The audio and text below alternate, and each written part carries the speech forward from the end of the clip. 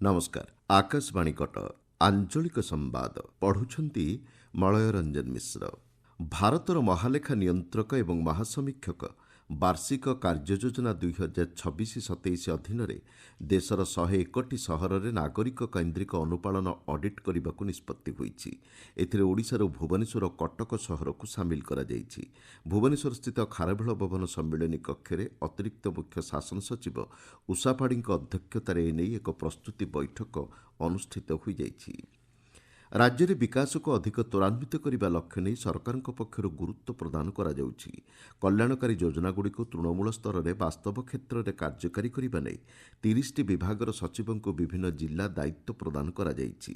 ରାଜ୍ୟ ଉନ୍ନୟନ କମିଶନର ଦେଓରଞ୍ଜନ କୁମାର ସିଂଙ୍କ ପକ୍ଷରୁ ଏ ସଂକ୍ରାନ୍ତ ତାଲିକା ପ୍ରସ୍ତୁତ କରାଯାଇଛି। ଚଳିତ ମାସରୁ ଜୁଲାଇ ମାସ ମଧ୍ୟରେ ବିଭିନ୍ନ ବିଭାଗର ସଚିବ ନିର୍ଦ୍ଦିଷ୍ଟ ଜିଲ୍ଲାକୁ ଗସ୍ତ କରି ସ୍ଥିତିର ସମୀକ୍ଷା କରିବେ। ଆସନ୍ତା ଜୁଲାଇ 6 ଓ 7 ତାରିଖରେ ଅଷ୍ଟମ କେନ୍ଦ୍ରୀୟ ବେତନ କମିଶନର ଭୁବନେଶ୍ୱର ଆସିବାର କାର୍ଯ୍ୟସୂଚୀ ସ୍ଥିର ହୋଇଛି। କମିଶନଙ୍କ ସହ ଆଲୋଚନା କରିବାକୁ ଇଚ୍ଛା ପ୍ରକାଶ କରୁଥିବା କେନ୍ଦ୍ରୀୟ ସରକାରୀ ସଂସ୍ଥା, କାର୍ଯ୍ୟାଳୟ, ସଂଗଠନ ଏବଂ କର୍ମଚାରୀ ସଂଘର କର୍ମକର୍ତ୍ତା ଅନ୍ଲାଇନ୍ ମାଧ୍ୟମରେ ପଞ୍ଜୀକରଣ କରିବାକୁ କୁହାଯାଇଛି। 2026-27 ଶିକ୍ଷାବର୍ଷ ପାଇଁ ସ୍ନାତକ ପାଠ୍ୟକ୍ରମରେ ନାମଲେଖା ନିମନ୍ତେ ଉଚ୍ଚଶିକ୍ଷା ବିଭାଗ ପକ୍ଷରୁ ବିଜ୍ଞପ୍ତି ପ୍ରକାଶ ପାଇଛି। ଆଜି ଅପରାହ୍ନ 4ଟାରୁ ଏକକ ଆବେଦନ ଫର୍ମ ସାମ୍ସ ପୋର୍ଟାଲରେ ଉପଲବ୍ଧ ହେବ। ଜୁନ୍ 10 ତାରିଖ ପର୍ଯ୍ୟନ୍ତ ଆବେଦନର ସମୟସୀମା ଧାର୍ଯ୍ୟ ହୋଇଛି। ଆସନ୍ତା ମାସ 17 ତାରିଖରେ ପ୍ରଥମ ପର୍ଯ୍ୟାୟ ମେଧା ତାଲିକା ପ୍ରକାଶ ପାଇବ। ଚଳିତ ଥର ନାମଲେଖା ପ୍ରକ୍ରିୟା ଜାତୀୟ ଶିକ୍ଷାନୀତି 2020 ଆଧାରରେ କରାଯିବ। ଜୁଲାଇ ମାସ 9 ତାରିଖ ସୁଦ୍ଧା ସ୍ନାତକ ପାଠପଢ଼ା ଆରମ୍ଭ ପାଇଁ ଲକ୍ଷ୍ୟ ରଖାଯାଇଛି ବୋଲି ଉଚ୍ଚଶିକ୍ଷା ବିଭାଗ କହିଛି। ଭାରତୀୟ ସେନାରେ ଅଗ୍ନିପଥ ଏବଂ ନିୟମିତ କ୍ୟାଡର ପାଇଁ ଅନ୍ଲାଇନ୍ ପ୍ରବେଶିକା ପରୀକ୍ଷା ଆସନ୍ତା ମାସ 1ରୁ ଆରମ୍ଭ ହେବ। ଜୁନ୍ 12 ତାରିଖ ପର୍ଯ୍ୟନ୍ତ ବିଭିନ୍ନ ପର୍ଯ୍ୟାୟରେ କୋଲକାତାର ନିଯୁକ୍ତି ଜୋନ୍ ଅଧୀନରେ ଓଡ଼ିଶା, ସିକ୍କିମ୍ ଏବଂ ପଶ୍ଚିମବଙ୍ଗରେ ଏହି ପରୀକ୍ଷା ଅନୁଷ୍ଠିତ ହେବ। ରାଜ୍ୟର 17ଟି ସହରର 26ଟି କେନ୍ଦ୍ରରେ ପରୀକ୍ଷା ହେବା ନେଇ କଟକ ସେନା ନିଯୁକ୍ତି କାର୍ଯ୍ୟାଳୟ ପକ୍ଷରୁ ସୂଚନା ଦିଆଯାଇଛି। ଆଗାମୀ ମୌସୁମୀ ଋତୁରେ ସମ୍ଭାବ୍ୟ ବନ୍ୟା ପରିସ୍ଥିତିକୁ ବ୍ୟବସ୍ଥିତ ଢଙ୍ଗରେ ପରିଚାଳନା ଏବଂ ଜନସାଧାରଣଙ୍କ ସୁରକ୍ଷାକୁ ସୁନିଶ୍ଚିତ କରିବା ଲକ୍ଷ୍ୟ ନେଇ ଗତକାଲି ଏକ ଉଚ୍ଚସ୍ତରୀୟ ପ୍ରାକ୍ ବନ୍ୟା ପ୍ରସ୍ତୁତି ସମୀକ୍ଷା ବୈଠକ ଅନୁଷ୍ଠିତ ହୋଇଯାଇଛି।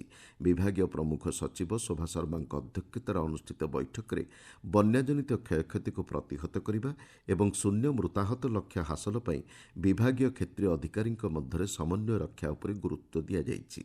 ଆସନ୍ତା ମାସ 1ରୁ ଅକ୍ଟୋବର 31 ତାରିଖ ପର୍ଯ୍ୟନ୍ତ ସମସ୍ତ ଡିଭିଜନ, ସର୍କଲ ଏବଂ ମୁଖ୍ୟଯନ୍ତ୍ରୀଙ୍କ କାର୍ଯ୍ୟାଳୟରେ 24 ଘଣ୍ଟିଆ ବନ୍ୟା ନିୟନ୍ତ୍ରଣ କକ୍ଷ କାର୍ଯ୍ୟକ୍ଷମ କରିବାକୁ ନିଷ୍ପତ୍ତି ନିଆଯାଇଛି।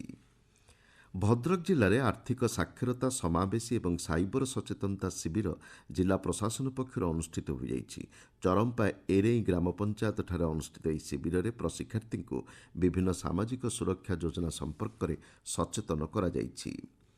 ନୂଆପଡ଼ା ଜିଲ୍ଲାରେ ସାମଗ୍ରିକ ବିକାଶକୁ ଅଧିକ ଗତିଶୀଳ କରିବା ପାଇଁ ଆନ୍ତଃ ବିଭାଗୀୟ ସମନ୍ୱୟ ଉପରେ ଗୁରୁତ୍ୱ ପ୍ରଦାନ କରାଯାଇଛି। ଜିଲ୍ଲାପାଳ ମଧୁସୂଦନ ଦାସଙ୍କ ଅଧ୍ୟକ୍ଷତାରେ ଜିଲ୍ଲାରେ ପେନ୍ସନ୍ ବଣ୍ଟନରେ ସ୍ୱଚ୍ଛତା ଏବଂ ଅନିୟମିତତା ରୋକିବା ଲକ୍ଷ୍ୟ ନେଇ 70 ବର୍ଷ ଏବଂ ତା'ଠାରୁ ଅଧିକ ପେନ୍ସନ୍ଭୋଗୀଙ୍କ ଉପରେ ସର୍ଭେ କରିବାକୁ ବୈଠକରେ ନିଷ୍ପତ୍ତି ହୋଇଛି। 15 ଦିନ ମଧ୍ୟରେ ସର୍ଭେ କାର୍ଯ୍ୟ ଶେଷ କରିବାକୁ ଜିଲ୍ଲା ସମାଜ ମଙ୍ଗଳ ଅଧିକାରୀଙ୍କୁ ନିର୍ଦ୍ଦେଶ ଦିଆଯାଇଛି।